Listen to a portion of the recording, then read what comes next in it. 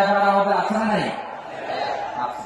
এবং আমরা দেখেছি ক্ষমতার পালাবদল যখন হয়, এক সরকার যায় আরেক সরকার আসে, তখন দুর্নীতির ফিরিস্তি আমরা জানতে পারি, এর আগে জানতে পারি না। প্রতিটা দলের ভেতরে আমরা এই বাজে চর্চাটা দেখেছি। এখন আমাদেরকে শুধরে নেওয়ার সময় এসেছে। এটা এই সুন্দর সময়, নতুন প্রভাতের বাংলাদেশ, নতুন ভোরের বাংলাদেশ, এই সময় আমরা কাদা ছোটাছড়ি যেন না করি।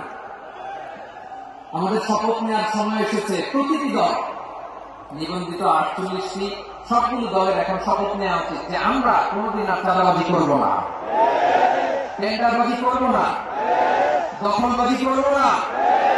আমরা সবসময় দেশের পক্ষে থাকি, সবসময় দেশের পক্ষে থাকি। সেই কথাগুলো ছিল ভেরি জেনারেল। যে কথাগুলো আমরা জেনারেলি বলি, এগুলো জেনারেলি আপনারা নিবেন। আমার রাজনীতিবিদ বন্ধুদের কাছে এটাই আমার কামনা। আর এই জাতীয় বার্তা যখন আমরা দেই, তখন যদি আপনি বলেন যে পারলে রাজনীতিতে আসেন, পারলে দল করে দেখান, এটা হইল? আমি কি এরকম কোনো কথা বলেছি? না। আমি একজন মুফাসসিরে কোরআন, আমি একজন আলেম, এর বাইরেও আমার সবচেয়ে বড় পরিচয় আম আ সিটিজেন অফ বাংলাদেশ। আমি বাংলাদেশের একজন সাধারণ নাগরিক।